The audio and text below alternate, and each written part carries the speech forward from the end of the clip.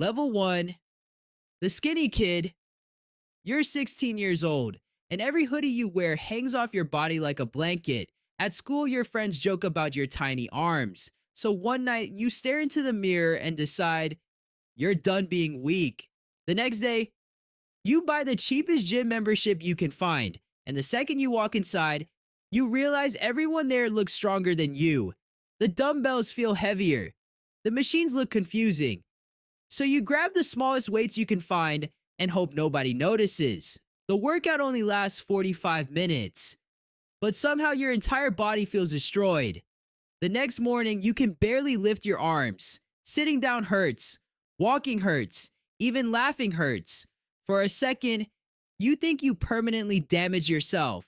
But after the soreness fades, something strange happens. You actually want to go back. Not because you're strong, not because you look better, but because for the first time in your life, it feels like you're improving at something. Weeks turn into months. And honestly, you still look almost exactly the same. The scale barely moves. Your hoodie still fits loose. But secretly, you're getting stronger.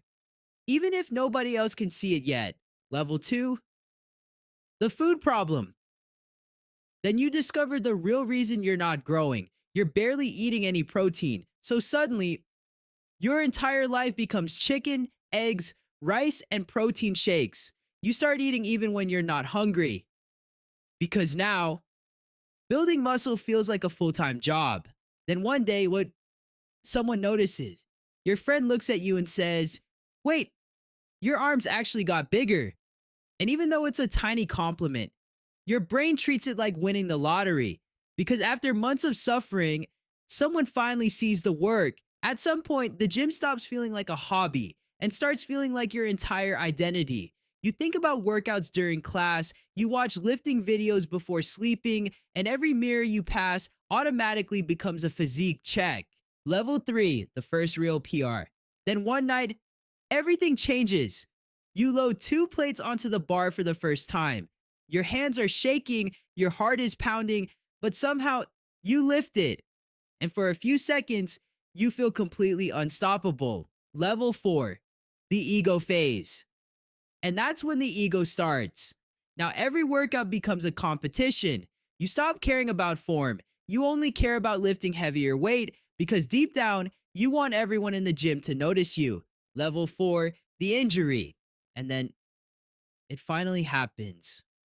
One bad rep, one terrible decision, and suddenly, a sharp pain shoots through your shoulder.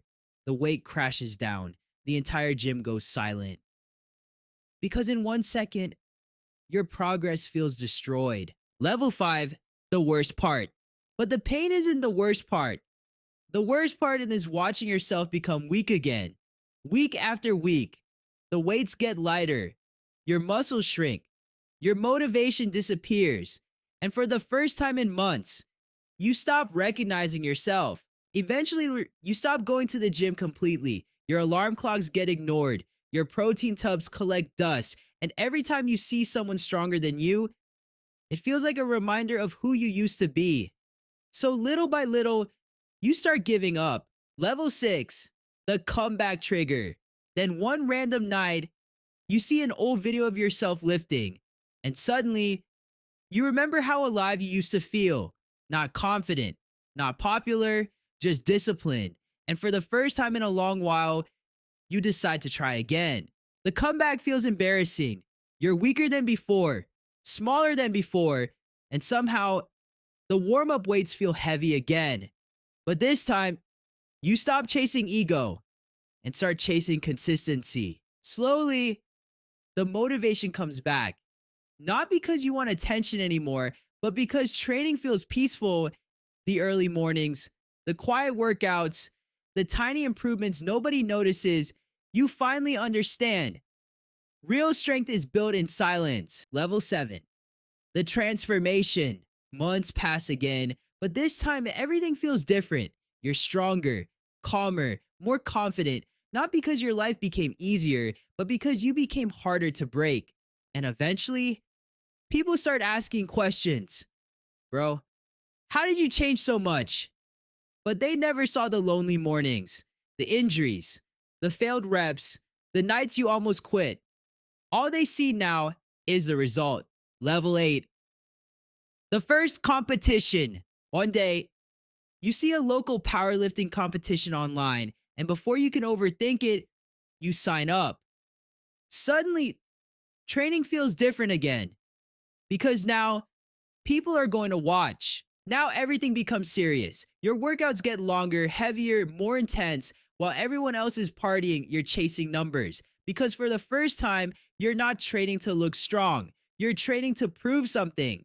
Then suddenly, it's competition day.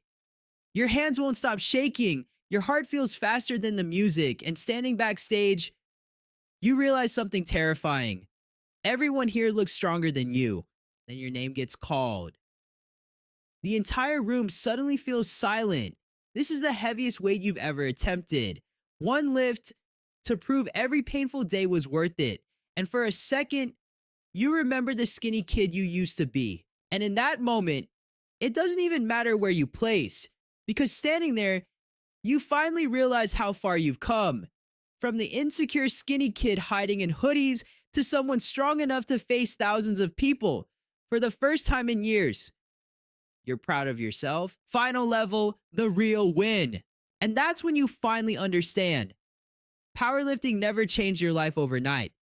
It changed you slowly, painfully, rep by rep, until one day, you became someone your younger self would look up to. Not because you became perfect, but because you never gave up.